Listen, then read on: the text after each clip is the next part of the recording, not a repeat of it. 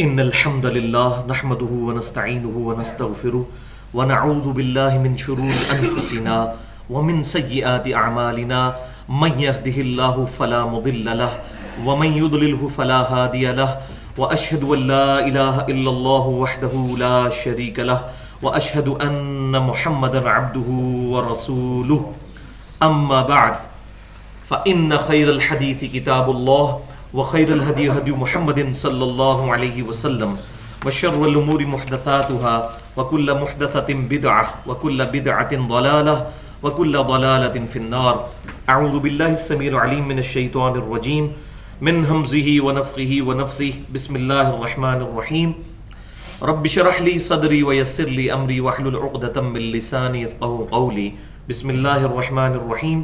ان اللہ وملائکتہ یصلون علی النبی یا ایھا الذین آمنوا صلوا علیہ وسلموا تسلیما. اللہم صل علی محمد وعلی آل محمد کما صلیت علی ابراہیم وعلی آل ابراہیم انک حمید مجید. اللہم بارک علی محمد وعلی آل محمد کما بارکت علی ابراہیم وعلی آل ابراہیم انک حمید مجید. آج انشاءاللہ تعالی 7واں پارہ ہمارا شروع ہوگا سورۃ المائدہ کی آیت نمبر 83 سے. بسم اللہ الرحمن الرحیم. وَإِذَا سَمِعُوا مَا أُنزِلَ إِلَى الرَّسُولِ، اور جب وہ لوگ سنتے ہیں وہ چیز جو کہ اللہ تبارک و تعالی نے نازل فرمائی اپنے رسول کی طرف. یہ ان لوگوں کا اب ذکر ہو رہا ہے کہ جن کی نیچر پرورٹڈ نہیں ہے، مسخ شدہ نہیں ہے. وہ جب بھی قرآن کو سنیں گے تو کیا ہوگا؟ ترا اعینہم تفیض من الدمع، تو اے محبوب صلی اللہ علیہ وسلم آپ دیکھیں گے کہ ان کی آنکھیں جو ہیں وہ آنسوؤں سے چھلک پڑیں گی. مما عرفوا من الحق، اس حق کی وجہ سے جو کہ انہوں نے پہچان لیا. اب اس سے مراد وہ سلیم الفطرت علماء نصارہ اور یہود تھے، چند ایک لوگ کہ جنہوں نے واقعی اپنی کتابوں کے اوپر صحیح ایمان رکھا ہوا تھا اور وہ پیغمبر آخر الزمان صلی اللہ علیہ وسلم کے منتظر تھے. جیسے ہی انہوں نے اس وحی کو سنا اور اس میں جو دعوت توحید ہے اور جو آخرت کا ذکر ہے اس کو سنا تو ان کے دل نے گواہی دی کہ یہ وہی دعوت ہے جو کہ اولڈ ٹیسٹیمنٹ تورات کے اندر یا نیو ٹیسٹیمنٹ یعنی انجیل کے اندر موجود ہے. اور فوراً جب دل نے گواہی دی تو انہوں نے بات قبول کر لی. یقولون ربنا آمنا، تو پھر انہوں نے اللہ کے حضور دعا کی، اے رب ہمارے ہم ایمان لے آئے، فاکتبنا مع الشاہدین، تو اب ہمیں بھی گواہی دینے والوں میں لکھ لے کہ ہم نے تیرے رسول صلی اللہ علیہ وسلم کہ حق ہونے کی گواہی دی اور اس کتاب کے حق ہونے کی بھی گواہی دے دی. اور پھر آگے وہ کیا کلام کرتے ہیں؟ وَمَا لَنَا لَا نُؤْمِنُ بِاللَّهِ، اور کیا وجہ ہے کہ ہم اللہ پر ایمان نہ لائیں؟ یہ ہو کیسے سکتا ہے؟ وَمَا جَاءَنَا مِنَ الْحَقِّ، جبکہ ہمارے پاس حق آ چکا ہے یعنی قرآن. اور اس کی پریکٹیکل فارم امام کائنات سید الاولین والآخرین شفیع المذنبین رحمت للعالمین سیدنا و مولانا امام اعظم محمد رسول اللہ صلی اللہ علیہ وسلم کی مبارک ذات. وَنَطْمَعُ أَن يُدْخِلَنَا رَبُّنَا مَعَ الْقَوْمِ الصَّالِحِينَ، اور ہماری یہ بڑی خواہش ہے اے رب ہمارے کہ اللہ تبارک و تعالی ہمارا رب ہمیں صالحین لوگوں میں سے شمار کر لے، اس دنیا میں بھی اور آخرت میں بھی. اور یہی ایک کامل الایمان مومن کی دعا ہونی چاہیے کہ میرا جینا اور مرنا اور آخرت میں اٹھنا اللہ کے صالحین بندوں کے ساتھ ہو. آمین. تو اللہ تعالیٰ کی طرف سے فوراً جواب آ گیا ہے ان کی دعا کا. فَأَثَابَهُمُ اللَّهُ بِمَا قَالُوا، تو اللہ تبارک و تعالیٰ نے انہیں عطا فرمایا جو کچھ انہوں نے کہا. جَنَّاتٍ تَجْرِي مِن تَحْتِهَا الْأَنْهَارُ خَالِدِينَ فِيهَا، وہ جنتیں جن کے نیچے نہریں بہتی ہیں جس میں وہ ہمیشہ ہمیشہ رہیں گے. وَذَلِكَ جَزَاءُ الْمُحْسِنِينَ، اور یہی بدلہ ہے نیکوکاروں کا. یعنی جو واقعی نیکوکار ہے اللہ تبارک و تعالیٰ کے ہاں اس کے لیے انعام اور جنت کی نعمتیں ہیں. اور اب ساتھ ہی سائملٹینیس کنٹراسٹ آ گیا. جب کبھی بھی قرآن پاک میں آپ دیکھیں گے کہ جنتیوں کا ذکر ہوگا تو ساتھ ہی دوزیوں کا ذکر آئے گا, اور اگر دوزیوں کا ذکر ہوا تو ساتھ ہی جنتیوں کا بھی ذکر آئے گا, کیونکہ بیسیکلی تو دو ہی گروہ ہیں, اللہ کے ماننے والے اور دوسرے اللہ کے نہ ماننے والے. تو اللہ تبارک و تعالیٰ ساتھ ساتھ اس چیز کو کلیئر فرماتا جاتا ہے, والذین کفروا وکذبوا بآیاتنا, اور وہ لوگ جنہوں نے کفر کیا اور ہماری آیات کو جھٹلا دیا, اولئک اصحاب الجحیم, تو وہی تو ہیں دوزخی, والعیاذ باللہ تعالی. اللہم اجرنی من النار. سنن نبی داؤد میں صحیح سند کے ساتھ یہ حدیث موجود ہے کہ آپ صلی اللہ علیہ وسلم نے فرمایا, جو شخص فجر کے بعد فرض نماز کے فوراً بعد کسی سے گفتگو کرنے سے پہلے 6 دفعہ پڑھ لے اللہم اجرنی من النار, اللہم اجرنی من النار, 7 دفعہ سوری, تو اگر وہ اس دن میں مر گیا تو اللہ تعالیٰ اسے دوزخ سے رہائی عطا فرما دے گا. اور بالکل اسی طریقے سے اگر اس نے مغرب کے بعد فرض نماز پڑھنے کے بعد کسی سے گفتگو کرنے سے پہلے اللہم اجرنی من النار 7 دفعہ پڑھا تو اللہ تبارک و تعالیٰ اس کو دوزخ سے رہائی عطا فرما دے گا اگر وہ اس رات میں فوت ہو گیا انشاءاللہ. لیکن یہ تمام کے تمام فضائل ان تمام اوبلیگیشنز کے ساتھ ہیں کہ انسان دین کو صحیح طریقے سے پریکٹس کرتا ہو. یہ نہیں ہے کہ ایک بندہ نماز ہی نہیں پڑھتا تو اب وہ کہے جی میں نے 7 دفعہ اللہم اجرنی من النار پڑھ لیے تو اب میں دوزخ سے آزادی ہوگی میری.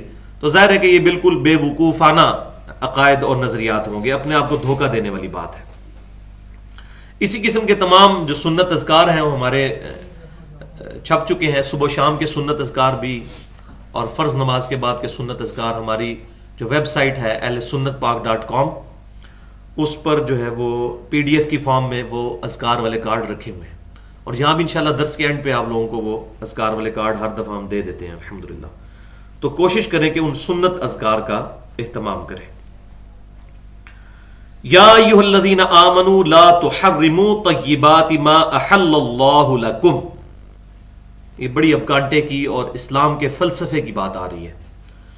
اے ایمان والو, مت حرام ٹھہرا لو ان پاکیزہ چیزوں کو جو اللہ نے تمہارے لیے حلال کر دی ہیں. اس کو میں کہا کرتا ہوں اردو میں کہ تقوی کا ہیضہ نہیں ہو جانا چاہیے کسی کو, کہ کوئی شخص کہے کہ میں یہ چیز نہیں کھاؤں گا, اللہ کی رضا کی خاطر میں نے یہ چیز کھانا چھوڑ دی. تو اس چیز کی اسلام میں اجازت نہیں. جو اللہ تعالیٰ نے پاکیزہ چیزیں, حلال چیزیں عطا فرمائی ہیں, ان کو حرام ٹھہرانا دراصل اللہ تعالیٰ کی نافرمانی کرنا ہے. وَلَا تَعْتَدُوا, اور حد سے بھی مت آگے بڑھو. جو حدود اللہ اور اس کے رسول صلی اللہ علیہ وسلم نے مقرر کی ہیں ان کے اندر اندر شریعت کو جو ہے اوبے کرنا ہے.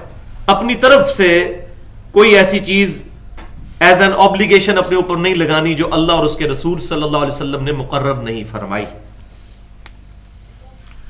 ان اللہ لا يحب المعتدین, بے شک اللہ تعالی محبت نہیں فرماتا حد سے بڑھنے والوں کو, ان سے محبت نہیں کرتا. یعنی جس شخص نے اللہ اور اس کے رسول صلی اللہ علیہ وسلم کی تعلیمات کو چھوڑ کر اپنی مرضی سے اپنے لیے کوئی شریعت کی پابندیاں لگا لی اور اپنے گمان میں یہ سمجھا کہ اس کے طریقے سے میں اللہ تبارک و تعالیٰ کو خوش کر لوں گا, تو اللہ تعالیٰ فرماتا ہے ایسوں سے ہم کوئی محبت نہیں کرتے.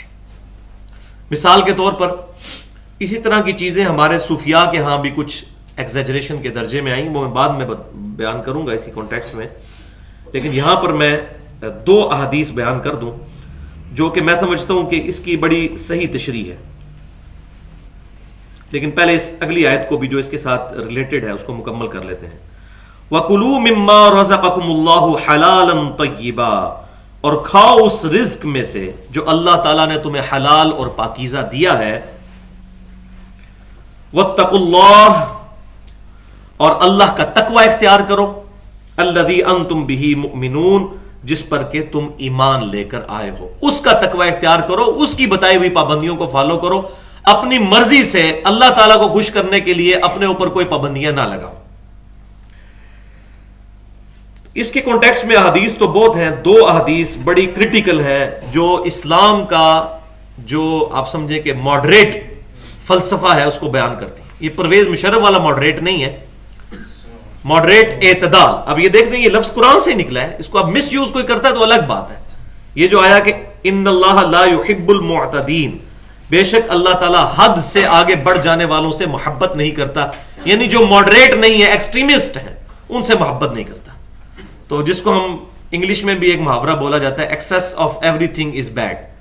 ہر چیز کا بڑھ جانا، غلو کرنا کسی چیز میں، ایگزیجریشن کرنا، وہ بری چیز ہے. اور قرآن پاک میں 2 دفعہ یہ آیات گزر چکی ہیں، سورہ النساء کے اندر اور سورۃ المائدہ میں. یا اہل الکتاب لا تغلو فی دینکم، اہل کتاب اپنے دین میں غلو اور ایگزیجریشن مت کرو. اب عیسیٰ علیہ السلام کے بارے میں جو کرسچینٹی میں عقیدہ آیا کہ وہ اللہ کے بیٹے ہیں، تو وہ انہوں نے کوئی درجہ ان کا کم نہیں کیا، بڑھانے کی کوشش کی، لیکن وہ عقیدہ کفر ہے. ایگزیجریشن کر دی، حد سے زیادہ نبی کا مرتبہ بڑھا دیا. نبی کی عزت، نبی کا احترام اور ان پر ایمان لانا، ان کا ہر وقت خیال رکھنا، ان کے ادب کا، یہ ہمارے ایمان کی بنیاد ہے. لیکن اس کا یہ مطلب نہیں ہے کہ اس کے اندر بندہ اس رو میں بہہ کر جو ہے دوسری ایکسٹریم پر نکل جائے. بالکل اسی طریقے سے اللہ تبارک و تعالیٰ کے بارے میں بھی اگر غلو کیا جائے تو وہ بھی کفر اور شرک میں لے جاتا ہے، جس میں میری پوری گفتگو ہے مسئلہ نمبر 41 کے نام سے اہل سنت پاک.com پر 40 منٹ کی، کہ صوفیاء نے جو اللہ تبارک و تعالیٰ کے بارے میں وحدت الوجود کا عقیدہ گھڑا تو اللہ کی شان کو بڑھانے کے لیے گھڑا، کم کرنے کے لیے نہیں. انہوں نے کہا اللہ کے علاوہ کوئی ہستی ایگزسٹ ہی نہیں کرتی، ہم تو ساری کی ساری چیزیں جو ہیں یہ امیجز ہیں، ورچوئل چیزیں ہیں، ریالٹی صرف اللہ کی ذات ہے. اللہ کی ذات ہی نے یہ سارا روپ دھارا ہوا ہے، چاہے انسان ہے، چاہے یہ جنات ہیں یا درخت ہیں یا سمندر، معاذ اللہ استغفر اللہ. تو اس طریقے سے انہوں نے اللہ کی شان کو بڑھانے کی کوشش کی ایک خاص درجے سے جو اللہ تعالیٰ نے مقرر فرمایا. اللہ تعالیٰ کی شان کی کوئی حد نہیں ہے، لیکن اللہ تبارک و تعالیٰ نے جو اپنے لیے چیزیں خود مقرر فرما دی ہیں ان میں غلو کرنا شرک ہے. مثلا اگر کوئی شخص یہ کہے کہ اللہ تعالیٰ چاہے تو بیوی رکھ سکتا ہے تو یہ کلمہ کفر ہے، اور یہ چیز اللہ کی قدرت میں بھی داخل نہیں ہے. میں نے پچھلی دفعہ بھی بتایا تھا محال اور مقدور کا فرق. اس چیز کا نقص ہے کہ یہ اللہ کی قدرت میں داخل نہیں، اللہ کی قدرت کا نقص نہیں ہے کہ یہ چیز اس میں داخل نہیں، کیونکہ توحید کا مطلب ہی یہی ہے لم یلد ولم یولد. اللہ بے نیاز ہے ان تمام چیزوں سے. تو اللہ تعالیٰ بیٹی یا بیٹا یا بیوی یہ چیزیں نہیں رکھ سکتا، یہ توحید کے ہی منافی ہے. تو اس کو شریعت کی ٹرم میں کہتے ہیں محال. ایسی تمام چیزیں اللہ تعالیٰ کے بارے میں منسوب کرنا یہ محال ہیں، یہ چیزیں تمام. اور اس کے برعکس دوسری ٹرم ہے مقدور، جو اللہ کی قدرت میں چیزیں داخل ہیں. تو وہ چیزیں چاہے اللہ تعالیٰ نے پرفارم نہ بھی کی ہوں تب بھی اللہ تعالیٰ کے بارے میں ماننا ہمارے ایمان کا حصہ ہے. مثال کے طور پر اگر کوئی شخص یہ کہے کہ اللہ تعالیٰ اگر چاہے تو ایک ایسی سیڑھی بنا سکتا ہے کہ ہم اس زمین سے آسمان تک چڑھ جائیں، تو ہم کہیں گے ایسی سیڑھی بنائی تو اس نے کوئی نہیں، لیکن بنا سکتا ہے، یہ اس کی قدرت میں داخل ہے. لیکن اگر کوئی شخص یہ کہتا ہے کہ اللہ تعالیٰ کوئی ایسا پتھر بنا سکتا ہے جس کو خود نہ اٹھا سکے، تو ہم کہیں گے یہ چیز اللہ کی قدرت میں داخل ہی نہیں. یہ سوال ہی غلط ہے، کیونکہ جو چیز اللہ تبارک و تعالیٰ اٹھا نہیں سکے گا وہ تو اللہ تعالیٰ کے قابو سے باہر، اور یہ توحید کے منافی ہے.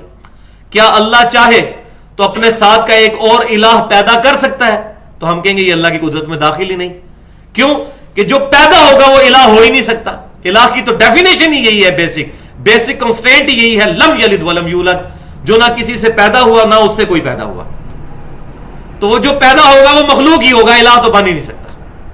تو اس ٹرم کو سمجھیں، محال اور مقدور کی. اس کانٹیکسٹ میں 2 احادیث بڑی اہم ہے، وہ میں چاہ رہا ہوں یہاں پر بیان کر دوں. پہلی حدیث صحیح بخاری اور صحیح مسلم کی متفق علیہ حدیث ہے کہ نبی صلی اللہ علیہ وسلم کی غیر موجودگی میں 3 صحابہ آپ صلی اللہ علیہ وسلم کی کسی زوجہ محترمہ کے پاس آئے. پردے میں ظاہر گفتگو کی انہوں نے، اور انہوں نے پوچھا کہ یہ بتائیے کہ اللہ کے رسول صلی اللہ علیہ وسلم کی رات کی نماز کی کیفیت کیا ہے، اور آپ صلی اللہ علیہ وسلم کے جو گھر کے معمولات ہیں وہ کیسے ہیں. تو آپ صلی اللہ علیہ وسلم کی زوجہ محترمہ نے بتایا کہ آپ صلی اللہ علیہ وسلم رات کو سوتے بھی ہیں، اپنی بیویوں کے پاس بھی جاتے ہیں، نوافل بھی ادا کرتے ہیں، کبھی نفلی روزے رکھ لیتے ہیں، کبھی چھوڑ دیتے ہیں. تو انہوں نے آپس میں ڈسکشن کرنی شروع کی، اور انہوں نے آپ صلی اللہ علیہ وسلم کی اس عبادت کو کم تصور کیا. وہ یہ ایکسپیکٹ کر رہے تھے کہ آپ صلی اللہ علیہ وسلم شاید روزانہ ہی روزہ رکھتے ہوں گے، پوری رات ہی جاگتے ہوں گے. تو انہوں نے اپنے سینس میں دین کو یہ سمجھا. تو پھر انہوں نے آپس میں گفتگو کی کہ ہاں اللہ کے نبی صلی اللہ علیہ وسلم تو بخشے بخشائے ہیں، ان کو تو اتنا کام کرنے کی ضرورت بھی نہیں، لیکن ہمیں بہت ضرورت ہے. تو ایک صحابی نے وہاں یہ سٹیٹمنٹ دی کہ آج کے بعد میں روزانہ رات کو شب بیداری کروں گا، پوری رات نوافل ادا کروں گا. دوسرے نے سٹیٹمنٹ دی کہ میں روزانہ روزہ رکھوں گا. اور تیسرے نے کہا کہ میں نکاح نہیں کروں گا، میں یہ بیوی بچوں والا جو چکر ہے سے باہر نکلوں گا، یہ چیزیں تو اللہ سے دور کرنے والی ہیں. تو یہ 3 سٹیٹمنٹس 3 مختلف بندوں نے دی اور وہاں سے وہ چلے گئے. بعد میں آپ صلی اللہ علیہ وسلم جب واپس تشریف لائے تو آپ صلی اللہ علیہ وسلم کو بتایا گیا اس طرح 3 صحابہ آئے تھے اور انہوں نے اس طرح کیا. تو آپ صلی اللہ علیہ وسلم سخت غضبناک ہوئے. آپ صلی اللہ علیہ وسلم نے ان کو بلا کر بڑا سخت جملہ ارشاد فرمایا. اگر اس کو دقت نظر سے سمجھا جائے، آپ نے فرمایا اللہ کی قسم میں تم سے زیادہ تقوی رکھنے والا ہوں. کیا مطلب؟ کہ میں اللہ تعالیٰ کی زیادہ شناخت رکھنے والا ہوں، اس کی زیادہ معرفت رکھنے والا ہوں، اس کے باوجود میں ایک اعتدال کے ساتھ عبادت کرتا ہوں. تم یہ تمام اعمال کر کے اللہ کے زیادہ محبوب بننا چاہتے ہو، اس طرح نہیں بنو گے. تو پھر آپ صلی اللہ علیہ وسلم نے فرمایا کہ میں رات کو سوتا بھی ہوں اور اٹھ کر نماز بھی پڑھ لیتا ہوں، میں نفلی روزے رکھتا بھی ہوں اور چھوڑ بھی دیتا ہوں، اور میں نے اتنے نکاح کیے ہوئے ہیں، میری بیویاں ہیں. اور اس وقت پھر آپ صلی اللہ علیہ وسلم نے یہ 7 سٹیٹمنٹ دی تھی. اور امام بخاری اور امام مسلم کتاب النکاح میں اس حدیث کو لے کر آئے. پھر آپ صلی اللہ علیہ وسلم نے اس کے ساتھ فرمایا النکاح سنتی فمن رغب عن سنتی فلیس منی. نکاح میری سنت ہے، جس نے میری سنت سے اغراض کیا اس کا مجھ سے کوئی تعلق نہیں ہے. والعیاذ باللہ تعالی. اب انہوں نے بھی یہ جتنے اعمال کیے تھے بیسیکلی اللہ تعالیٰ کو ایگزیجریشن اور غلو کے درجے میں رسپانس کرنے کی کوشش کی تھی نا، کہ ہم کوئی کام نہیں کریں گے، صرف عبادت کریں گے. لیکن یہ اسلام کے فلسفے کے خلاف ہے. اسلام ایک ماڈریٹ دین ہے. تو یہ ماڈریٹ جو لفظ ہے نا، یہ بالکل اپروپریٹ ہے یہاں پر، کہ ایگزیجریشن نہیں کرنی، غلو نہیں کرنا، ایک خاص حد سے آگے نہیں بڑھنا. یہی آپ صلی اللہ علیہ وسلم کی تعلیمات ہے. دوسری حدیث بھی صحیح بخاری اور صحیح مسلم کی، اور یہ بالکل واضح کر دے گی اس ایشو کو. سیدنا عبداللہ بن عمر بن عاص رضی اللہ تعالیٰ عنہ، یہ صحابی ہیں اور ان کے والد بھی عمر بن عاص رضی اللہ تعالیٰ عنہ صحابی ہیں. انہوں نے اپنے بیٹے کی شادی کی عبداللہ بن عمر بن عاص کی. تو ایک دن اپنی بہو سے پوچھا کہ تم نے میرے بیٹے کو عبداللہ بن عمر بن عاص کو، عبداللہ بن عمر، یہ عمر عین کے اوپر زبر ہے، اس کو لکھا جاتا ہے تو عمرو لکھا جاتا ہے، لیکن واو کا مطلب ہوتا ہے اس کو زبر سے پڑھنا ہے. ایک لفظ ہے عمر، یہ ہے عمر. تو عبداللہ بن عمر بن عاص رضی اللہ تعالیٰ عنہ کی بیوی سے انہوں نے پوچھا کہ تم نے میرے بیٹے کو کیسا پایا؟ تو انہوں نے کہا کہ آپ رضی اللہ تعالیٰ عنہ کا بیٹا جو ہے بڑا عبادت گزار ہے، پورا دن وہ نوافل میں گزارتا ہے اور روزہ بھی رکھتا ہے اور رات کو بھی نوافل میں گزار دیتا ہے. یعنی وہ ازدواجی تعلق اپنی بیوی کے ساتھ قائم نہیں کرتے تھے. تو سیدنا عمر بن عاص رضی اللہ تعالیٰ عنہ ان کی شکایت لے کر نبی صلی اللہ علیہ وسلم کی خدمت میں حاضر ہوئے، شکایت لے کر. تو آپ صلی اللہ علیہ وسلم نے عبداللہ بن عمر بن عاص رضی اللہ تعالیٰ عنہ کو بلا کر ڈانٹا اور فرمایا کہ اے عبداللہ، اگر تم پوری رات یوں ہی کھڑے ہو کر عبادت کرو گے تو تمہاری آنکھوں کی بینائی ختم ہو جائے گی. تمہاری بیوی کا بھی تم پر حق ہے، تمہارے جسم کا بھی تم پر حق ہے، تمہاری آنکھوں کا بھی تم پر حق ہے. نفلی روزے رکھا کرو اور پھر چھوڑ بھی دیا کرو. بڑی ڈیٹیل کے ساتھ یہ احادیث چلتی ہیں، یہ والی حدیث بخاری میں بھی ہے اور مسلم میں بھی. بہرحال اس کا کنکلوژن یہی ہے کہ آپ صلی اللہ علیہ وسلم نے ان کو آخر میں صرف اس چیز کی اجازت دی ان کی خواہش کے اوپر کہ وہ زیادہ سے زیادہ بھی اگر قرآن پاک پڑھنا چاہتے ہیں تو 7 دن کے اندر قرآن کو مکمل کریں. وہ اس سے بھی کم میں کرنا چاہتے تھے. اور آپ صلی اللہ علیہ وسلم نے ان کو داؤدی روزے رکھنے کا حکم فرمایا. وہ کہتے تھے میں روزانہ روزہ رکھوں گا. تو آپ صلی اللہ علیہ وسلم نے فرمایا کہ تم مہینے میں 3 روزے رکھ لو، یہ تمہارے لیے پورے مہینے کے روزے کے برابر ہے. اور آپ صلی اللہ علیہ وسلم خود بھی رکھا کرتے تھے. تو انہوں نے کہا یا رسول اللہ علیہ وسلم میرے میں اس سے زیادہ جو ہے وہ طاقت موجود ہے. پھر آپ صلی اللہ علیہ وسلم نے بڑھاتے بڑھاتے اینڈ پر فرمایا کہ چلو ایک دن روزہ رکھ لیا کرو اور ایک دن روزہ چھوڑ دیا کرو. اس پر آپ صلی اللہ علیہ وسلم نے ان کو اجازت مرحمت فرما دی. لیکن اس سے آپ صلی اللہ علیہ وسلم نے جو ان کو تعلیم دی وہ بھی سامنے آئی کہ آپ صلی اللہ علیہ وسلم نے ایگزیجریشن اور غلو کرنے سے دین کے معاملے میں، جس کو میں نے پہلے جملہ بولا تھا، تقوی کا حیضہ نہیں ہونا چاہیے بندے کو. تقوی وہی ہے جو اللہ اور اس کے رسول صلی اللہ علیہ وسلم کی تعلیمات کے اندر ہے. اور بالکل یہ تو ایک ایکسٹریم ہوگی. دوسری یہ ہے کہ روشن خیال بھی نہیں ہونا چاہیے کہ اپنی مرضی سے دین کے اندر چیزیں چھوڑنی شروع کر دے بندہ اور کہ جی اس سے کوئی فرق نہیں پڑتا. یہ بھی بالکل غلط اپروچ ہے. تو صوفیاء کے ہاں بھی اللہ تعالیٰ کی محبت کی آڑ میں کچھ چیزیں ایگزیجریشن کے درجے میں چلی گئی. مثال کے طور پر تذکرۃ الاولیاء کتاب ہے، تصوف کی مشہور کتاب ہے، آج سے تقریباً 800 سال پہلے لکھی شیخ فرید الدین عطار نے. اور یہ وہ کتاب ہے کہ جو بریلوی اور دیوبندی مکتبہ فکر کے دونوں کے علماء نے اس کے ترجمے کیے ہیں. ہماری لائبریری میں یہاں اکیڈمی میں رکھی بھی ہوئی ہے، وہ آپ پڑھ کر دیکھ لیجئے. اس میں اس قسم کے سینکڑوں واقعات موجود ہیں کہ صوفیاء کے ہاں ایسی چیزیں آئیں کہ انہوں نے اللہ کی محبت میں اپنی طرف سے کچھ چیزیں اپنے اوپر حرام کر لیں کہ یہ میں نہیں کھاؤں گا. مثال کے طور پر ذوالنون مصری کے بارے میں آتا ہے کہ وہ کہتے ہیں 30 سال ہوئے ہیں، میرے دل نے بھی خواہش کی ہے لیکن میں نے کھجور اپنے اوپر یہ قسم ڈال دی ہے کہ میں نے کھجور نہیں کھائی، کھجور نہیں کھائی. اسی طریقے سے ابوبکر شبلی کہتے ہیں، جو جنید بغدادی کے مرشد ہیں، وہ کہتے ہیں کہ 30 سال سے مسلسل میں روزانہ رات کو نمک کا سرما اپنی آنکھ میں لگا کے سوتا ہوں تاکہ رات کو اٹھ کر عبادت کر سکوں. تو اب میری نیند جو ہے وہ ختم ہو چکی ہے. نیند کیا، میرے لیے آنکھیں ان کی ختم ہو گئی ہوں گی اگر 30 سال تک. ویسے تو یہ ہے ہی ساری جھوٹی باتیں، اگر یہ صحیح بھی ہوں تو 30 سال تک. اب یہ وہ دین ہے جو کتاب و سنت کے بالکل پیرلل ہے. اسی لیے جب امین احسن اصلاحی صاحب جیسے لوگ، مجھے ان کی مکمل ہر فکر سے تو اتفاق نہیں ہے لیکن ان کا یہ جملہ بالکل صحیح ہے، جو جاوید احمد غامدی صاحب کے استاد بھی ہیں، ڈاکٹر اسرار صاحب کے بھی استاد ہیں، کہ mysticism is a religion parallel to Islam, کہ تصوف اسلام کے متوازی ایک الگ سے پورا دین ہے. کیونکہ اسلام جو ہے وہ تو یہ تعلیمات دے رہا ہے کہ اللہ کی حلال کی ہوئی چیزیں اپنے اوپر حرام نہ ٹھہراؤ اور حد سے مت بڑھو، آگے غلو نہ کرو. جبکہ تصوف میں اللہ تعالیٰ کی محبت کی آڑ میں ہی حلال اور جائز چیزیں بھی اپنے اوپر حرام کر لی جاتی ہیں، اور اس سے مقصد یہ ہوتا ہے کہ شاید اللہ تعالیٰ کو اس طرح کے مشکل اعمال کرنے سے زیادہ کوئی معاذ اللہ خوشی محسوس ہوتی ہے. معاذ اللہ کوئی اللہ تعالیٰ فنیٹک ہے کہ اس طرح کی چیزوں سے اس سے خوشی محسوس ہوتی ہے، معاذ اللہ، استغفر اللہ. تو یہ کنسپٹ بالکل کتاب و سنت کے خلاف ہے. ہاں جی، اب آ رہی ہے جناب سورۃ المائدہ میں ایک اہم ترین آیت، جس کے کانٹیکسٹ میں اب میں نے ساری گفتگو انشاءاللہ باقی والی کرنی ہے. پہلے وہ آیت پڑھ لیں، سورۃ المائدہ آیت نمبر 89. پھر اس کے کانٹیکسٹ میں انشاءاللہ قسم اور منت، اس کے صحیح احکام و مسائل میں انشاءاللہ ڈیٹیل کے ساتھ بیان کروں گا، کیونکہ اکثر لوگ اس بارے میں پوچھتے رہتے ہیں. لیکن پہلے اس آیت کو کور کر لیں.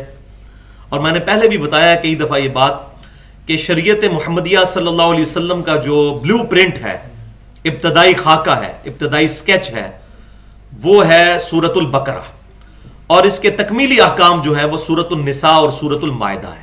لہذا سورۃ المائدہ میں آپ شروع سے ہی دیکھ رہے ہیں کہ کتنے زیادہ شریعت کے احکامات جو ہیں ان کا بیان آ رہا ہے. یہ بالکل آخر میں نازل ہونے والی صورتوں میں سے ہے.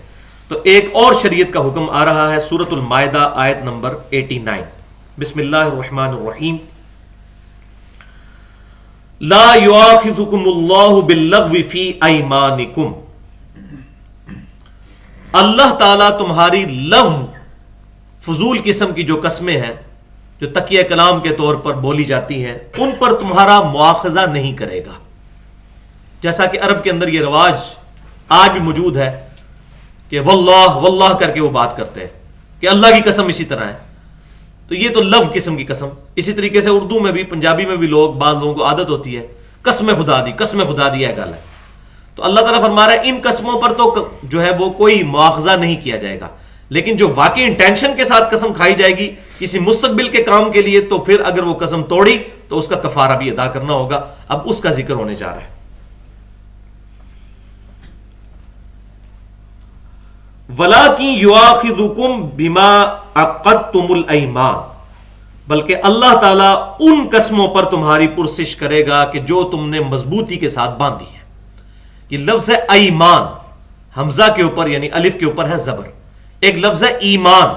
ایمان تو ہم عقیدے اور نظریے کو کہتے ہیں، تو یہ ایمان نہیں ہے، یہ ایمان ہے.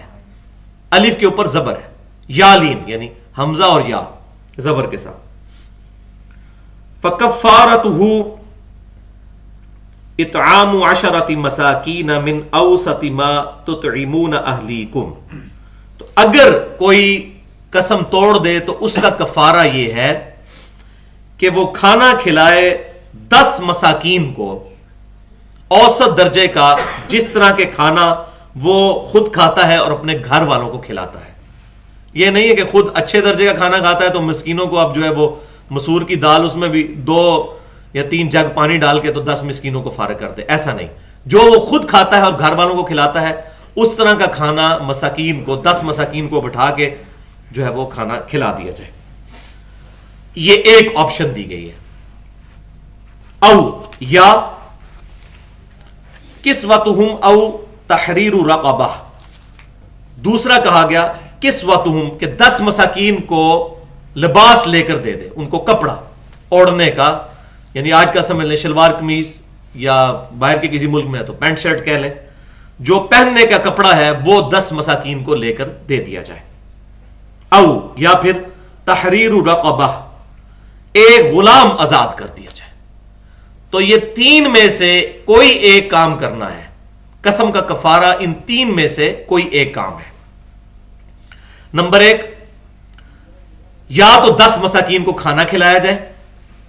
نمبر 2، یا 10 مساکین کو اوسط درجے کا کپڑا جو عموماً پہنا جاتا ہے وہ لے کر دے دیا جائے، پورا سوٹ. اور نمبر 3، غلام آزاد کیا جائے. اب ظاہر ہے کہ غلام والا معاملہ تو اب تقریباً دنیا سے ختم ہو چکا ہے، لہٰذا یہ آج کے دور کے اعتبار سے تو اس کی ضرورت نہیں ہے. اچھا، اب یہ 3 آپشن ہیں، چوتھا کوئی آپشن نہیں ہے. ان تینوں میں سے کوئی بھی کر سکتے ہیں، لیکن اگر کسی شخص کی مالی حالت ایسی نہیں کہ وہ ان تینوں میں سے کوئی کام نہیں کر سکتا، اتنا غریب آدمی ہے، تو اس کے لیے پھر ہے فَمَن لَّمْ يَجِدْ، تو جو کوئی نہ پا سکے ان تینوں میں سے کوئی ایک چیز، فَصِيَامُ 3 أَيَّامٍ، تو وہ 3 دن کا روزہ رکھے گا. لیکن یہ 3 دن کا روزہ اس صورت میں رکھنا ہے اگر کوئی غریب بالکل مسکین قسم کا بندہ ہے، اس کے لیے. یہ نہیں ہے کہ کوئی کہ جی میں اب کھانا نہیں کھلاتا تو 3 دن کا روزہ رکھ لوں. وہ 3 آپشن ہی ہیں، ان میں سے ہی کوئی لینا ہوگا.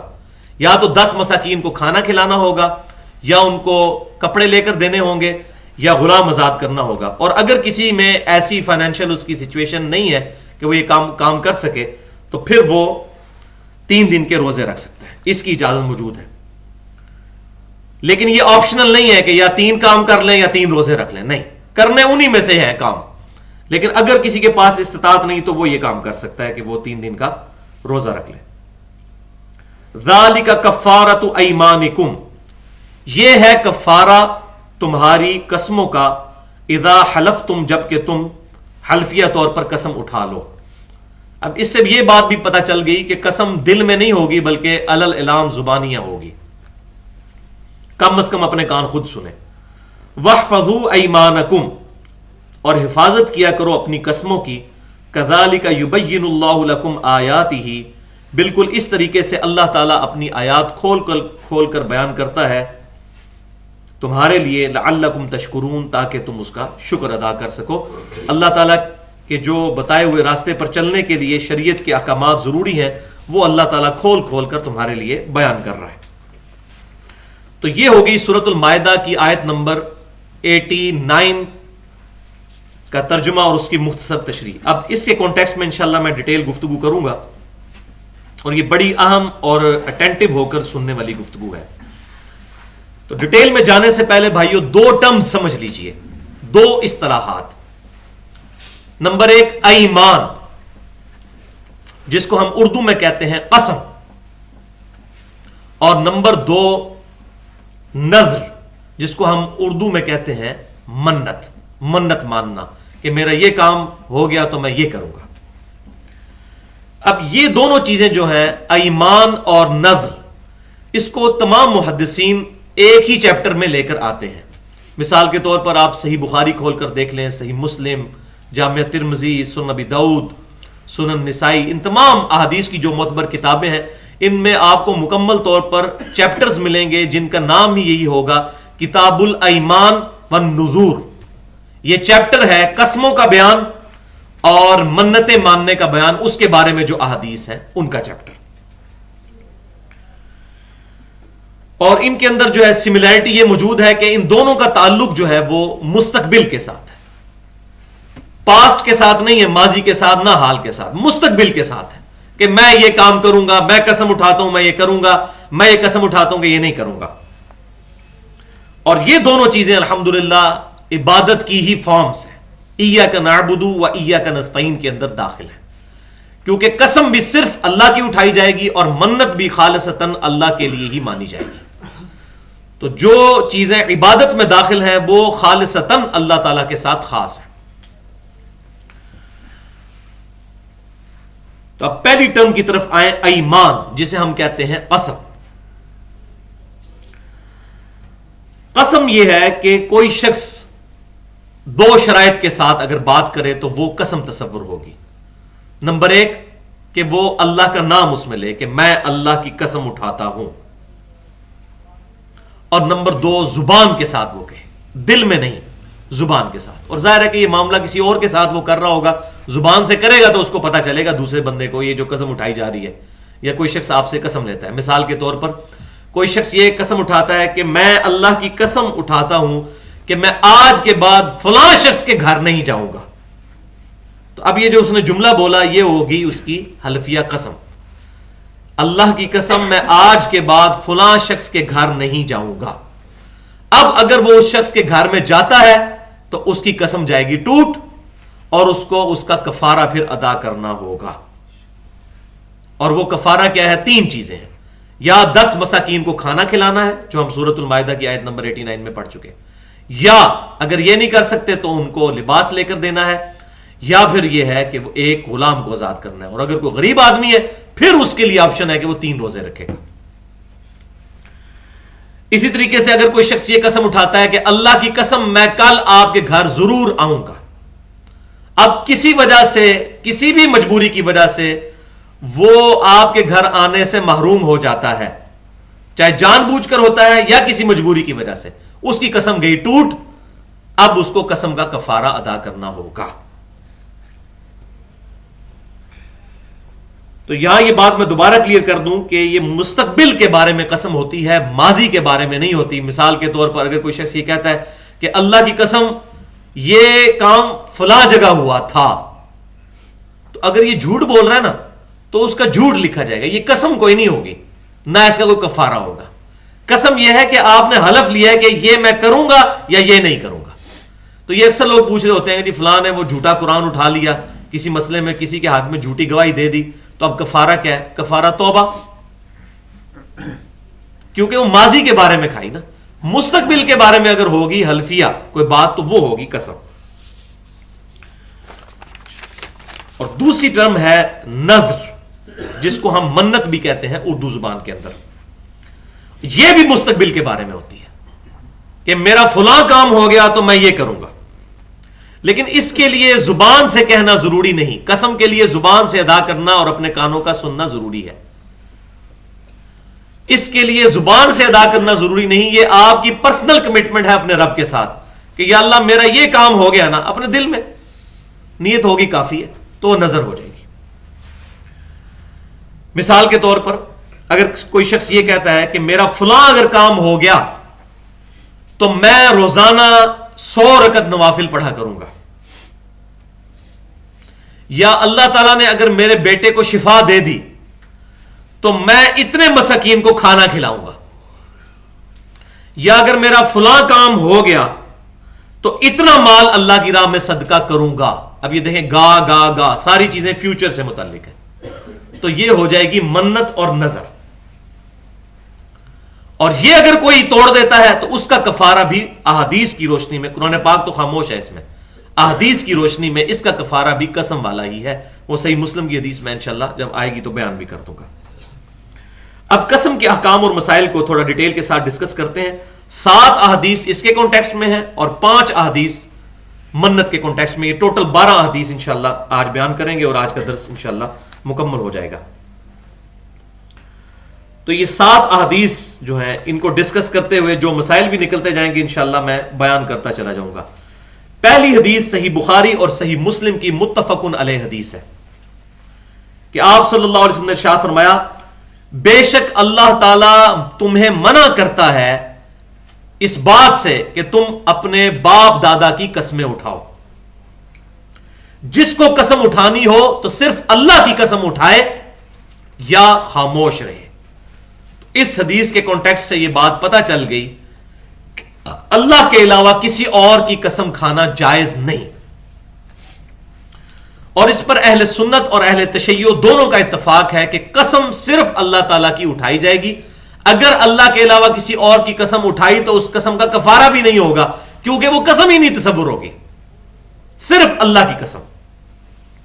نہ رسولوں کی قسم اٹھائی جا سکتی ہے, نہ فرشتوں کی اٹھائی جا سکتی ہے. بعض لوگوں نے اس پہ جو ہے وہ فقہی طور پر کلام کیا ہے کہ قرآن کی قسم اٹھانا جائز ہے یا ناجائز. تو کچھ لوگ کہتے ہیں جائز ہے کیونکہ یہ اللہ تعالیٰ کی صفت ہے. قرآن جو ہے وہ مخلوق نہیں بلکہ یہ اللہ کی صفت ہے, تو اگر کوئی اللہ کی قسم کی بجائے قرآن کی قسم بھی اٹھا لے تو جائز ہے. لیکن میرے نزدیک اس حدیث کے ہوتے ہوئے قرآن پاک کی قسم اٹھانا بھی ثابت کوئی نہیں ہوتا, لہذا صرف اللہ ہی کی قسم اٹھانی چاہیے.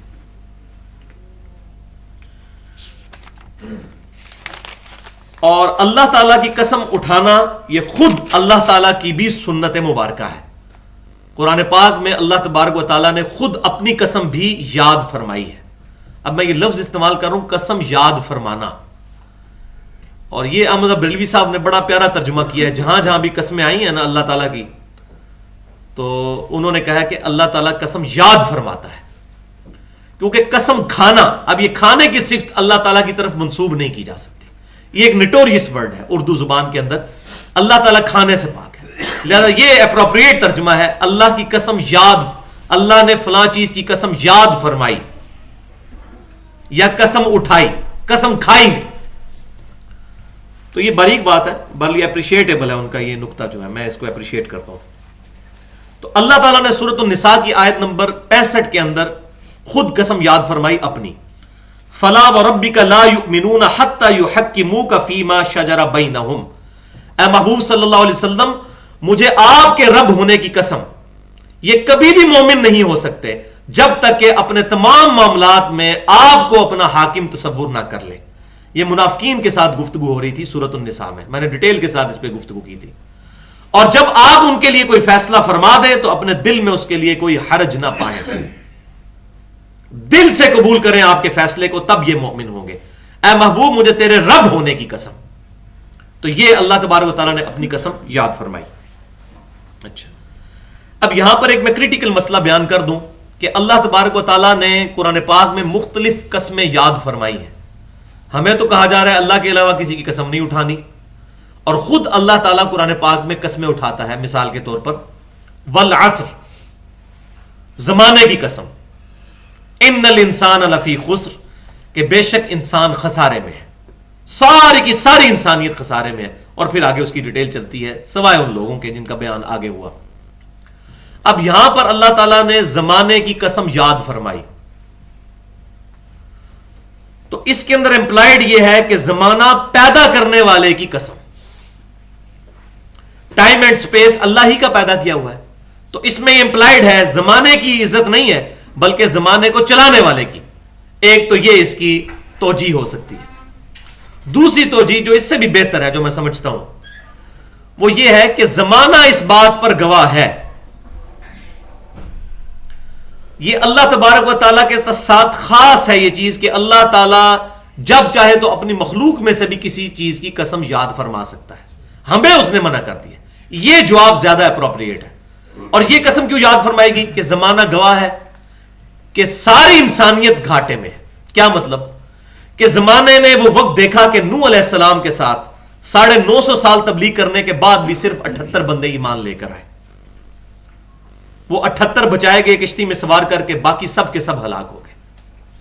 ان الانسان لفی خسر, زمانہ گواہ ہے کہ انسانیت ایز اے ہول گھاٹے میں ہے. 78 بندے بچے, ہزاروں لاکھوں غرق ہو گئے, انسانیت گھاٹے میں ہے. زمانے نے وہ وقت بھی دیکھا کہ لوط علیہ السلام کے ساتھ صرف 2 بیٹیاں جو ایمان لے کر آئیں وہ بچائی گئیں, باقی ان کی ساری قوم پتھروں کی بارش کے ساتھ ہلاک کر دی گئی. تو زمانے نے یہ وقت دیکھا ہے ہم نے تو نہیں دیکھا ہوا، لیکن زمانہ تو گزرتا آ رہا ہے نا، وہ یہ وقت دیکھتا آ رہا ہے کہ سارے انسان ہی گھاٹے میں سوائے چند لوگوں کے۔ زمانہ اس بات پر بھی گواہ ہے کہ عیسیٰ علیہ السلام پر صرف 12 حواری ایمان لے کر آئے۔ زمانہ موسیٰ علیہ السلام کے مخالفین کے ڈبوئے جانے پر بھی گواہ ہے۔ تو زمانہ یہ منظر شروع سے دیکھتا آ رہا ہے وقت کہ انسان گھاٹے میں، الا الذین آمنوا، ہاں جو ایمان لے آئے، وعملوا الصالحات، اور انہوں نے نیک اعمال کیے، وتواصوا بالحق، اور حق بات کی لوگوں کو دعوت دی، وتواصوا بالصبر، اور حق بات کی دعوت دیں گے تو مار اور پھینٹی تو لگے گی، وتواصوا بالصبر، اور پھر صبر کی بھی تلقین کرتے رہے۔ یہ 4 شرائط جن کے اندر موجود ہیں، ان کے علاوہ ساری انسانیت گھاٹے میں ہے۔ اور آج ہمیں نظر بھی آ رہا ہے، آج بھی اگر 6 سے 7 ارب انسان دنیا میں موجود ہیں تو ان میں سے 4.5 ارب کے قریب غیر مسلم ہیں، اور مسلمان بھی جو 1.5 ارب ہیں ان کے عقائد و نظریات بھی آپ کے سامنے ہیں، والعیاذ باللہ تعالی۔ اسی طریقے سے سورہ جو ہے والتین، اس کے اندر بھی قسمیں یاد فرمائی گئی، والتین والزیتون وطور سینین وہذا البلد الامین، 4 قسمیں۔ اس میں کیا حکمت ہے؟ یہ اللہ تعالیٰ کے ساتھ خاص ہے کہ اللہ تعالیٰ اپنی مخلوق کی قسم یاد فرماتا ہے، اور اس میں کیا امپلائیڈ ہے؟ والتین، انجیر کی قسم۔ انجیر کے باغات تھے جہاں پر نوح علیہ السلام دعوت توحید دیا کرتے تھے۔ والزیتون، اور زیتون کی قسم۔ زیتون کے درخت اور جھاڑیاں اس پہاڑی پر اگی ہوئی تھی جو گلیلی جھیل کے کنارے تھی جہاں پر عیسیٰ علیہ السلام واز فرمایا کرتے تھے۔ وطور سینین، اور طور پہاڑ کی قسم جہاں پر موسیٰ علیہ السلام کو اللہ تبارک و تعالیٰ نے شرف کلام بخشا اور ان کو تورات عطا فرمائی۔ وہذا البلد الامین، اور اس امن والے شہر مکہ کی قسم جہاں پر اللہ تعالیٰ نے اپنے محبوب امام کائنات سید الاولین والآخرین شفیع المذنبین رحمت للعالمین سیدنا و مولانا امام اعظم محمد رسول اللہ صلی اللہ علیہ وسلم کے ساتھ کلام فرمایا۔ یہ 4 ہستیاں پیچھے بیسیکلی ان کو یاد کیا جا رہا ہے، اور پھر ان 4 قسموں کے بعد مقسم علیہ کیا ہے؟ لقد خلقنا الانسان فی احسن تقویم، کہ بے شک ہم نے انسان کو بڑی اچھی تخلیق کے ساتھ پیدا فرمایا۔ یہ 4 ہستیاں بھی تو گواہ ہیں، یہ بھی تو انسانوں میں سے ہی تھے۔ نوح علیہ السلام، عیسیٰ علیہ السلام، موسیٰ علیہ السلام، اور ہمارے محبوب صلی اللہ علیہ وسلم، یہ 4 ہستیاں اس بات پر گواہ ہیں، ان کا کردار، ان کا کریکٹر، ان کے اعمال، ان کے اخلاقیات، کہ انسان کو اللہ تعالیٰ نے بڑی ہی اعلیٰ تخلیق پر پیدا فرمایا ہے۔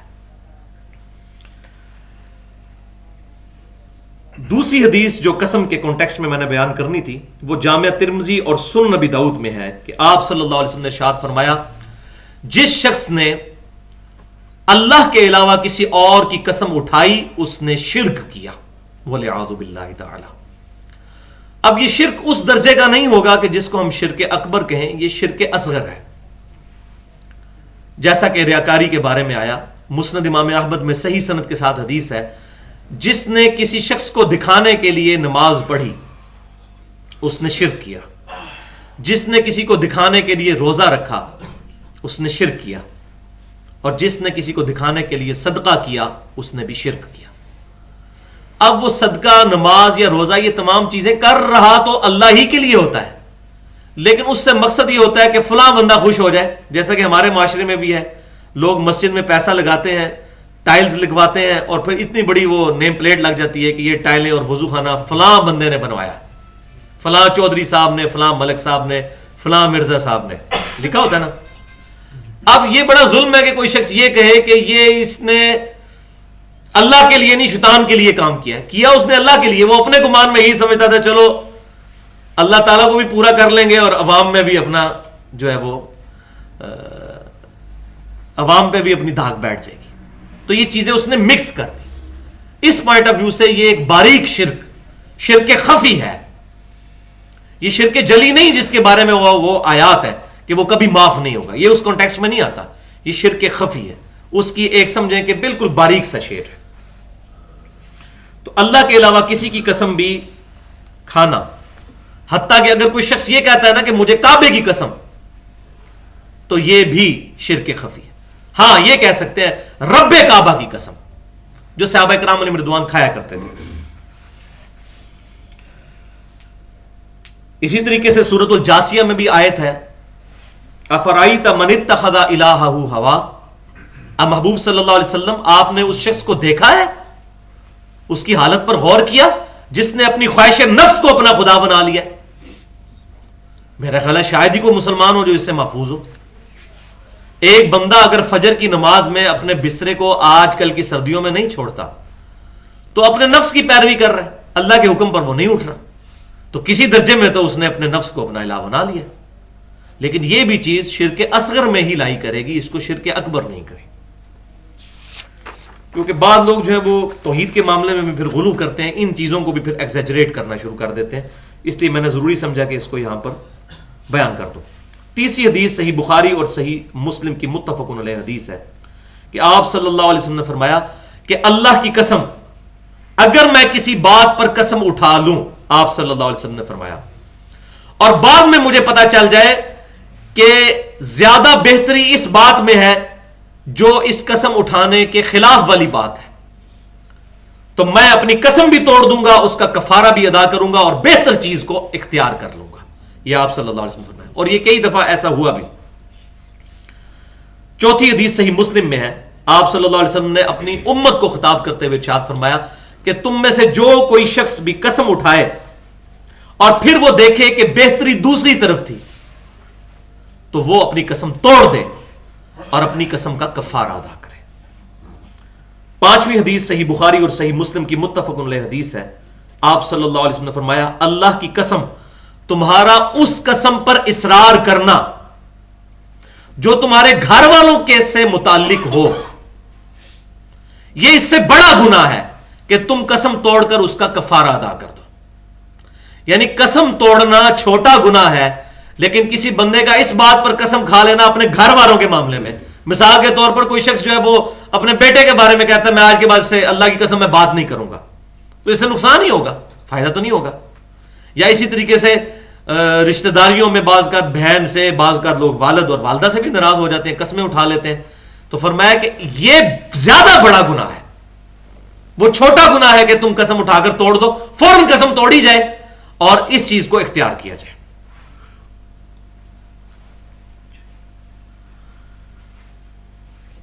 چھٹی حدیث صحیح مسلم کی, یہ بہت کریٹیکل ہے, اس کو سمجھنے کی ضرورت ہے کہ آپ صلی اللہ علیہ وسلم نے فرمایا قسم کا وہی معنی معتبر تصور ہوگا جو معنی, جو مفہوم اور مطلب آپ سے قسم طلب کرنے والا لے رہا ہے. مثال کے طور پر کوئی شخص کسی کے باغ میں انٹر ہو جاتا ہے اور اس کی اجازت کے بغیر اس کے باغ کے کسی ایک درخت سے وہ پھل توڑنا شروع کر دیتا ہے. باغ کا مالک اس کو پکڑ لیتا ہے اور وہ کہتا ہے میں اس دفعہ تو تمہیں چھوڑ رہا ہوں اس شرط پہ کہ تم قسم اٹھاؤ کہ آج کے بعد تم یہاں نہیں آؤ گے. تو وہ کہتا ہے کہ میں اللہ کی قسم اٹھاتا ہوں کہ آج کے بعد میں یہاں نہیں آؤں گا. اب یہ یہاں نہیں آؤں گا اس کا مطلب مالک نے کیا لیا ہے کہ اس باغ میں نہیں آئے گا, یہی لیا نا. لیکن وہ چند دن بعد پھر کود کے اس باغ میں داخل ہوتا ہے اور کسی اور درخت سے پھل توڑنا شروع کر دیتا ہے اور مالک آگے اس کو پکڑ لیتا ہے اور کہتا ہے تو نے تو قسم کھائی تھی. تو وہ کہ نہیں میں نے تو قسم کھائی تھی اس درخت کے لیے, اس درخت کے لیے نہیں کھائی تھی. یہ توریہ کرتے ہیں, یہ اکثر مولوی بھی بہت کرتے ہیں. کئی ایسے مولوی ہیں کہ جنہوں نے اپنے جب معتقدین کو نہ ملنا ہو تو انہوں نے ایک عالم جاننے والے, میں ان کا نام نہیں لیتا, تو وہ فیصل آباد میں رہتے ہیں, انہوں نے اپنے کمرے کا نام ہی رکھا ہوا ہے لاہور. اب لاہور کی مسافت فیصل آباد سے کوئی 2.5-3 گھنٹے, تو جب کسی سے نہ ملنا ہو تو وہ اس کمرے میں چلے جاتے ہیں اور کہتے ہیں ان کو وہ لاہور گیا ہوا ہے. اب یہ توریہ کرنا اس طریقے سے, تو یہ اس قسم کی جو چکر بازی ہیں بیسیکلی اس کو آپ صلی اللہ علیہ وسلم نے کنڈیم کیا ہے. نبی تو اپنی امت میں سب سے بڑا انٹلیکچوئل ہوتا ہے. اب اس حدیث کو سمجھے صحیح مسلم کی, قسم کا وہی مفہوم معتبر ہے جس پر قسم طلب کرنے والا تمہیں سچا جان رہا ہے. اب اس کو تو یہی پتا چل رہا ہے کہ آپ نے قسم اٹھائی ہے کہ میں اس باغ میں نہیں اب دوبارہ آؤں گا, اور آپ اپنے ذہن میں کہہ رہے ہیں اس درخت پہ نہیں آؤں گا, ادھر کسی اور درخت پہ آ جاؤں گا, تو یہ بات بالکل غلط ہو جائے گی. 7ویں حدیث صحیح بخاری میں ہے, اما عائشہ رضی اللہ تعالیٰ عنہ اسی آیت کے کانٹیکسٹ میں ارشاد فرماتی ہیں کہ یہ جو اللہ تعالیٰ نے ارشاد فرمایا لا یؤاخذکم اللہ باللغو فی ایمانکم، کہ اللہ تعالیٰ تمہاری لغو قسموں کے بارے میں تمہاری پرسش نہیں کرے گا، تو انہوں نے کہا یہ عرب کے ان لوگوں کے بارے میں نازل ہوئی کہ جن کا تقیہ کلام یہی تھا واللہ تاللہ. آج بھی آپ عرب میں اگر چلے جائیں تو وہ واللہ سے ہی بات شروع کرتے ہیں. تو اب ظاہر ہے کہ وہ قسم ہوتی بھی نہیں، مستقبل کے بارے میں تو ہوتی نہیں ہے. یا اس طریقے سے اگر کوئی مستقبل کے بارے میں بھی قسم اس طرح کھا لیتا ہے واللہ یہ کام میں کروں گا، اب ہے تو مستقبل کے بارے میں، لیکن اگر یہ تقیہ کلام کے طور پر ہے، اور ظاہر ہے کہ جب یہ بات کوئی کر رہا ہوگا سامنے والا اس کا مفہوم معتبر لیا جائے گا نا، وہ یہ نہیں سمجھ رہا ہوگا کہ یہ قسم اٹھا رہا ہے جب تک کہ وہ طلب نہ کر لے کہ آپ یہاں قسم اٹھاؤ گے آپ یہ کام کرو گے. تو ایک بندہ ویسے کہہ دیتا ہے واللہ میں یہ کام کروں گا، تو چاہے مستقبل کے بارے میں بھی ہو تو یہ لو قسم ہوگی، اس کی قسم تصور نہیں کی جائے گی. البتہ اگر کوئی طلب کر لے آپ سے کہ یہ کام آپ نے لازمی کرنا ہے تو پھر وہ قسم جو ہے وہ تصور ہوگی. تو یہاں پر وہ بات میں دوبارہ ریپیٹ کر دوں تھوڑی کھول کر کہ مستقبل کے بارے میں قسم تصور ہوگی، ماضی کے بارے میں نہیں ہوگی. یہ اکثر اوقات مجھے لوگ فون کرتے ہیں جی فلاں جگہ ہمیں قسم اٹھانی پڑی تو جھوٹی قسم اٹھا دی میں نے کسی معاملے کے اندر، تو اب بتائیے میں کیا کروں؟ تو توبہ، صرف کفارہ کوئی نہیں. ماضی کے کسی واقعے کے بارے میں کہ اللہ کی قسم فلاں بندے نے یہ کام نہیں کیا اور اس کو پتا تھا کہ اسی نے یہ کام کیا ہے، اور جب اس کو قسم کے لیے بلایا گیا تو اس نے ماضی کے اس واقعے کے بارے میں جھوٹ بول دیا، تو یہ جھوٹ تصور کیا جائے گا، اس کا کفارہ نہیں ہوگا، لیکن توبہ ہوگی. بہت بڑا گناہ ہوگا یہ اس سے بھی بڑا گناہ ہے، یہ تو فراڈ ہے. اور یہاں یہ بھی بات یاد رکھیں کہ بعض اوقات کسی مقدمے وغیرہ میں قرآن پاک بھی لا کر رکھ دیا جاتا ہے اور کہا جاتا ہے قرآن پر ہاتھ رکھ کر قسم دیں، تو یہ جائز ہے، یہ ناجائز نہیں ہے. ظاہر ہے کہ اب ایک بندے کو آپ کے بارے میں اعتماد ہی اسی صورت میں آئے گا کہ آپ قرآن پاک پر ہاتھ رکھ کر حلف دیں اس کو. تو اس طریقے سے اگر قرآن پاک پر حلف ڈیمانڈ کیا جائے یا مسجد میں جا کے تو یہ کر لینا چاہیے. امام جعفر صادق رحمۃ اللہ علیہ کے بارے میں جو ائمہ اہل بیت میں سے ہیں، ایک واقعہ میں نے پڑھا، اس کی سند مجھے نہیں پتا، لیکن یہ بات جو ہے وہ دل کو لگنے والی ہے. یہ بات، اس کا جو تھیم ہے وہ بات سمجھ میں آتی ہے کہ ان کے کسی نے 5 دینار جو ہے وہ ادھار دینا تھا، تو وہ اسے ادھار مانگتے رہے. ایک وقت آیا اس نے کہا جی کہ میں آپ کو ادھار جو میں نے آپ سے لیا تھا نہیں دوں گا، کیونکہ میں نے لیا ہی نہیں آپ سے. اگر آپ سچے ہیں تو آپ عدالت میں جا کے اللہ کی قسم اٹھا کر کہیں کہ میں نے آپ سے 5 سکے لیے ہیں سونے کے. تو انہوں نے کہا ٹھیک ہے لے چلو مجھے. تو وہ عدالت میں پیش ہوئے قاضی کے سامنے، تو وہاں امام جعفر صادق رحمۃ اللہ علیہ جو امام زین العابدین کے پوتے ہیں اور سیدنا حسین کے پڑ پوتے، انہوں نے کہا کہ میں اللہ کی قسم اٹھا کر کہتا ہوں کہ اس نے مجھ سے 5 سونے کے سکے لیے.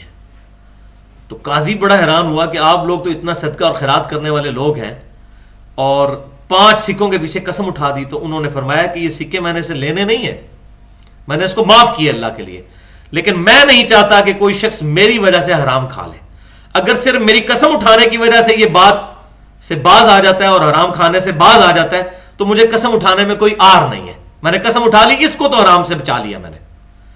تو اس طریقے سے بعض اوقات اگر قسم کے لیے یا کسی جگہ معاملے میں طلب کیا جائے اور کوئی کہتا ہے قرآن پہ ہاتھ رکھ کے بات کریں اور آپ کو کانفیڈنٹ ہے آپ کی بات ٹھیک ہے، آپ سچ بول رہے ہیں، تو قرآن پاک پہ ہاتھ رکھ کے قسم دینے میں کوئی حرج نہیں ہے.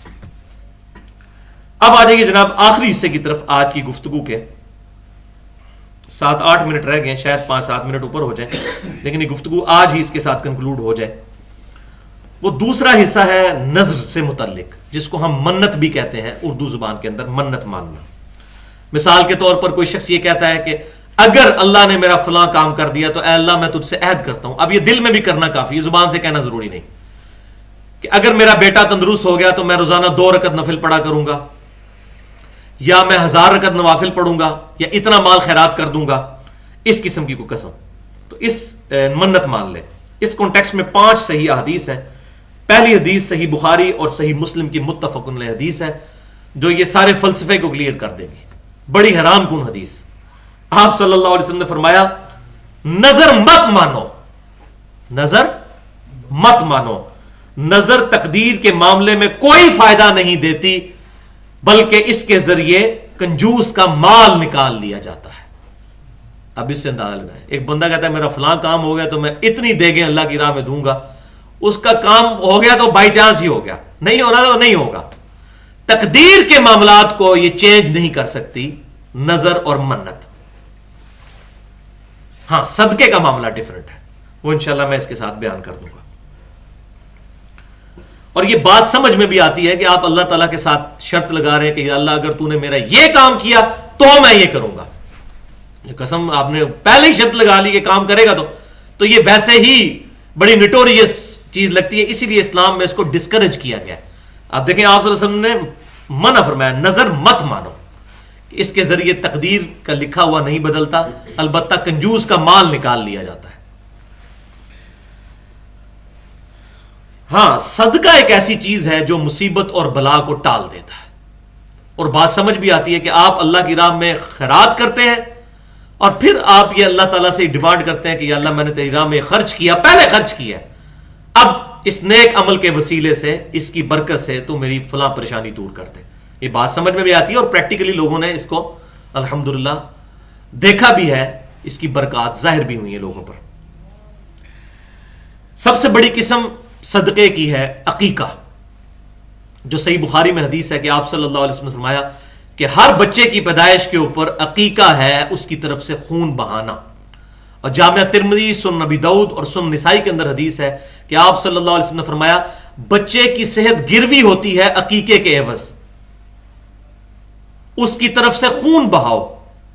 7ویں دن اس کی طرف سے عقیقہ کرو, ایک چیز, اس کا نام رکھو, دوسری چیز, اور تیسری چیز اس کے سر کے بال جو ہے وہ منڈواؤ, اس سے گندگی دور کرو. اور ترمذی میں آگے الفاظ ہیں کہ 2 بکرے لڑکی کی طرف سے, لڑکے کی طرف سے, اور 1 بکرا لڑکی کی طرف سے. اور پھر آپ صلی اللہ علیہ وسلم نے ساتھ یہ بھی فرما دیا کہ اس میں نر اور مادہ کا بھی کوئی نہیں, بکریاں بھی دی جا سکتی ہیں لیکن پورے 2 جانور دینے ہیں. یہ جو قربانی میں حصہ ڈال لیتے ہیں گائے کے اندر وہ کوئی ثابت نہیں ہے, وہ دین میں ایگزیجریشن ہے. اور میں نے قربانی کے مسائل پہ تقریباً 1.5 گھنٹہ گفتگو کی تھی, مسئلہ نمبر 52 کے نام سے اہل سنت پاک .com پر رکھی ہوئی ہے, قربانی کے صحیح احکام اور صحیح مسائل کے نام سے. تو صدقہ بھی جو ہے وہ مصیبت کو ٹالتا ہے. عقیقہ صدقے کی ہی ایک قسم ہے. صحیح بخاری اور صحیح مسلم میں درجنوں احادیث موجود ہیں جس میں صدقے کی مختلف فارمز بتائی گئی ہیں. ہمارے معاشرے کے اندر عموماً صدقہ سمجھا جاتا ہے کہ مال اللہ کی راہ میں خرچ کیا جائے تو وہی صدقہ ہے. یہ ایک اس کی قسم ہے. صرف بخاری اور مسلم میں جو 10 بڑی بڑی قسمیں آئی ہیں میں صرف ان کے نام بتا دیتا ہوں, ابھی ٹائم نہیں کہ میں وہ احادیث بیان کروں, اور یہ ساری بخاری اور مسلم میں, اس سے باہر کوئی نہیں. نمبر 1, عدل کے ساتھ فیصلہ کرنا. آپ کو منصف بنایا گیا کہ بھائی اب ہم دونوں کی بات سنیں اور بتائیں کون حق پر ہے, تو حق کے ساتھ فیصلہ کرنا فرمایا یہ صدقہ ہے. نمبر 2, سواری میں کسی سوار کی مدد کرنا.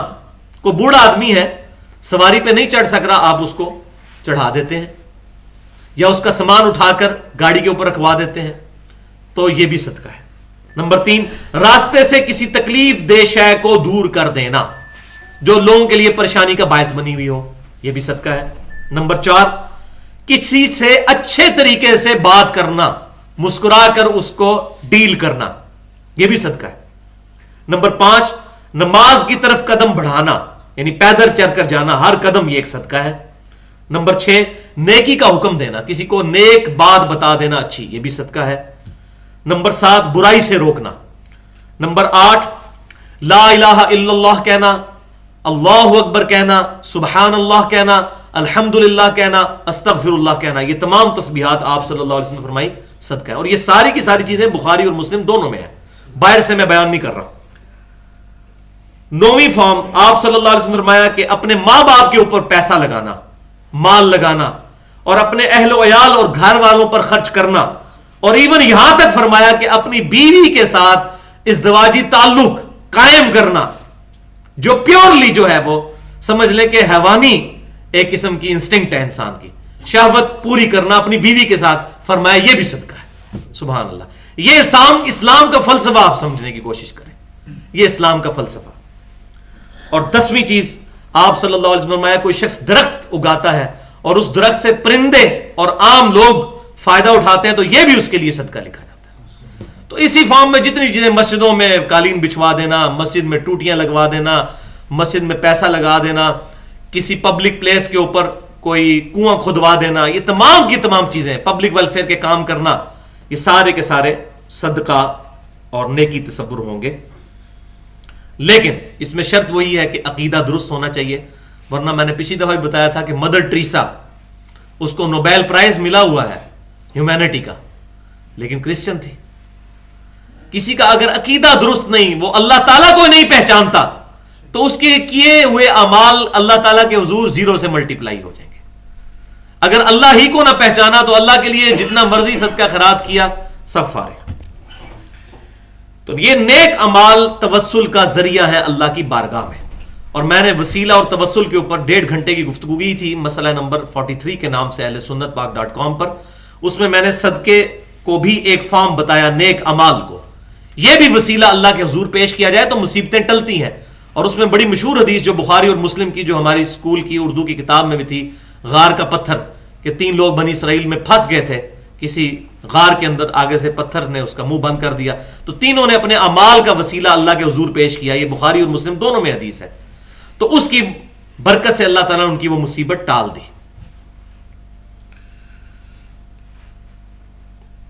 دوسری حدیث نظر اور منت کے کانٹیکسٹ میں صحیح بخاری میں ہے کہ آپ صلی اللہ علیہ وسلم نے فرمایا، جو شخص اللہ کی اطاعت کی نظر مانے تو اس کو پورا کرے، اور جو اللہ کی نافرمانی کی نظر مانے تو اس کو پورا مت کرے.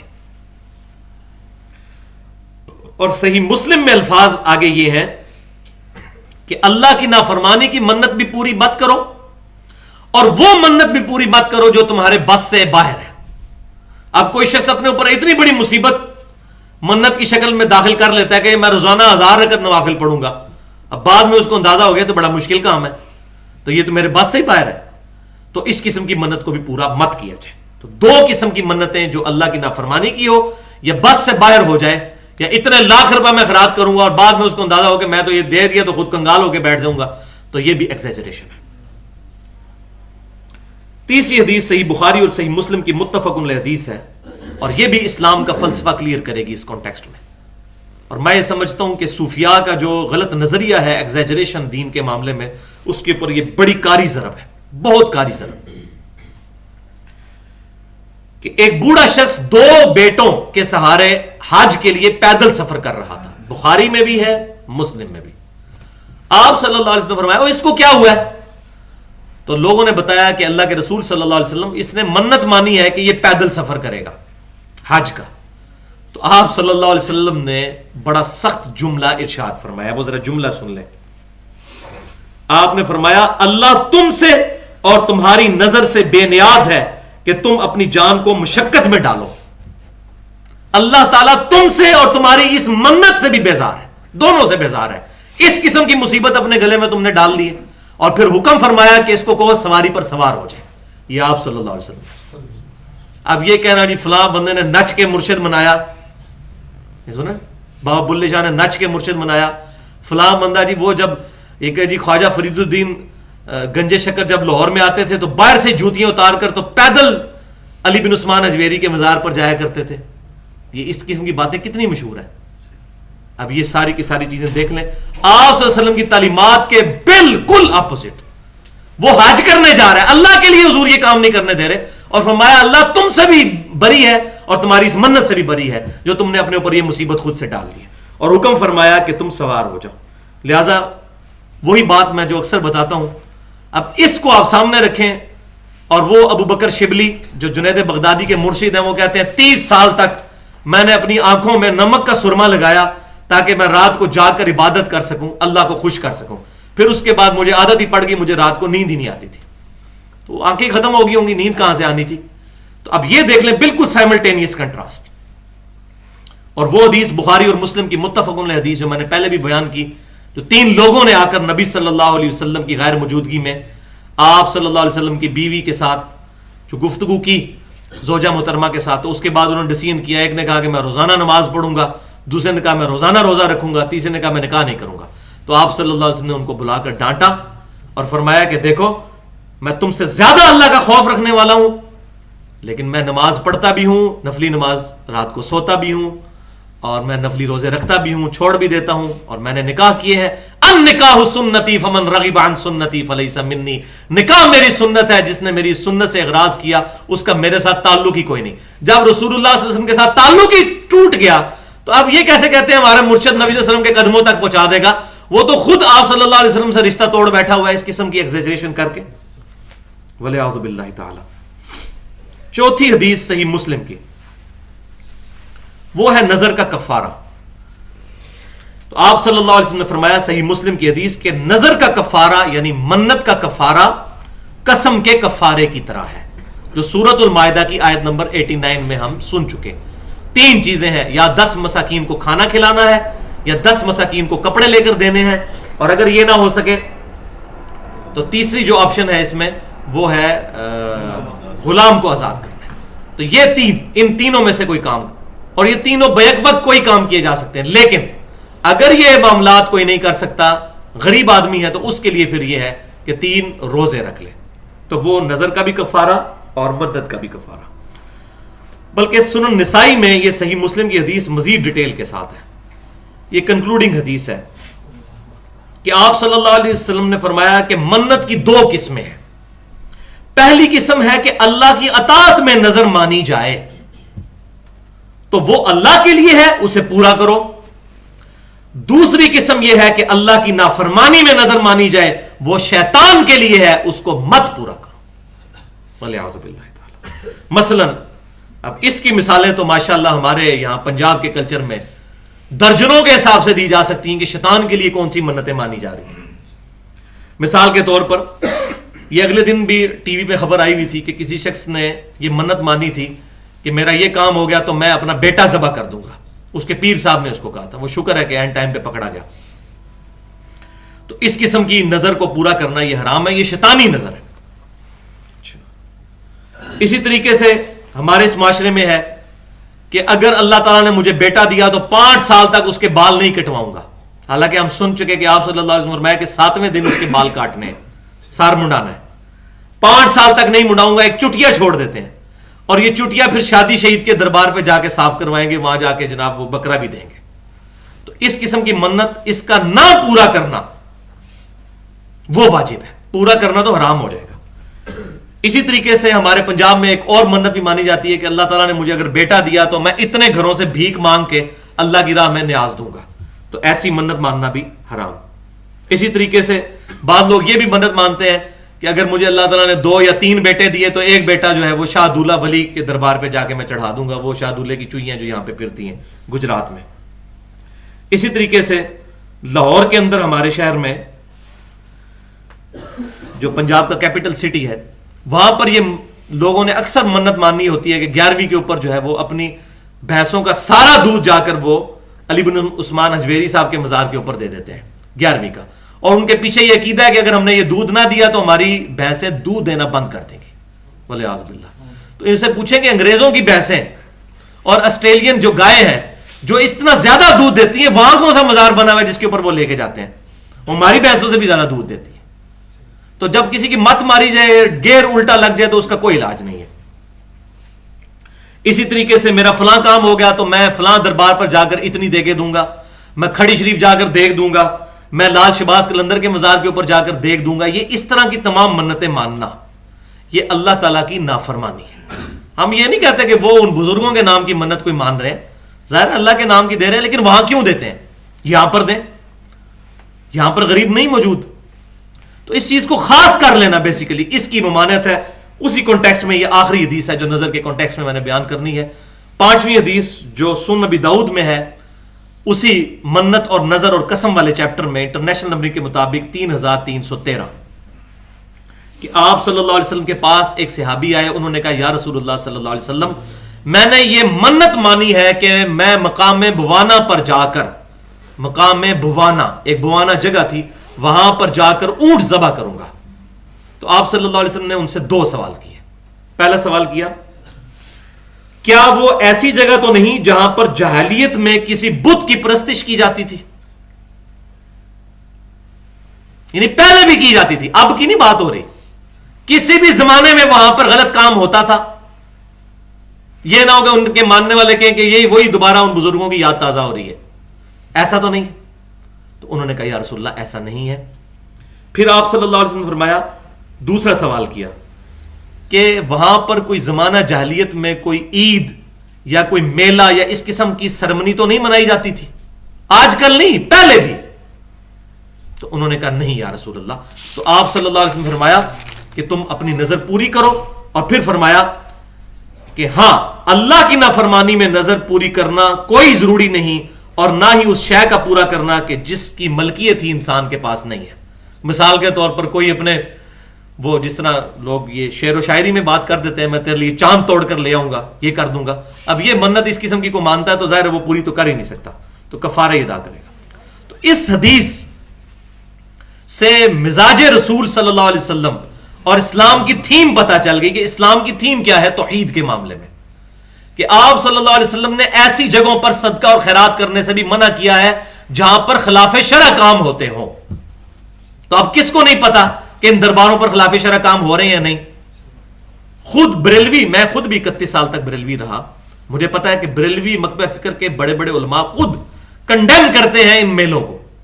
ہمارے جیلم شہر میں بھی جو میلہ لگتا ہے یہ سلمان پارس, علماء کنڈیم کرتے ہیں. لیکن یہ لادہ سے ایک لابی بن چکی ہوئی ہے کہ جو اس وقت ان سے چھٹکارا ناممکن ہو چکا ہے. تو خود ان میلے ٹھیلوں کے وہ بریلوی مکتبہ فکر کے علماء بھی خلاف ہیں, اور چند ایک پھر بیچ میں ہے ایسے جو روٹی کے چکر میں جو ہے وہ پش پنائی بھی کرتے ہیں. پر اوور آل اگر احمد بریلوی صاحب کی آپ تعلیمات پڑھ کے دیکھیں تو وہ ان چیزوں کے خلاف تھے. تو اسلام کی تھیم پتہ چل جاتی ہے. تو میرے نزدیک جہاں پر بھی اللہ اور اس کے رسول صلی اللہ علیہ وسلم کے نافرمانی کے کام ہو رہے ہیں وہاں پر تو جانا ہی نہیں چاہیے. صحیح مسلم میں حدیث ہے کہ آپ صلی اللہ علیہ وسلم نے منع فرمایا 3 کاموں سے: قبر کو پکا کرنے سے, قبروں پر عمارت تعمیر کرنے سے, اور قبروں پر بیٹھنے سے. ڈائریکٹ بیٹھنا بھی منع ہے اور وہاں پر مجاور بن کے بیٹھنا, دونوں طریقوں سے منع ہے. اب جہاں پر یہ کام ہو رہے ہیں وہ اللہ اور اس کے رسول کی نافرمانی کے کام ہو رہے ہیں, وہاں پر نہیں جانا چاہیے.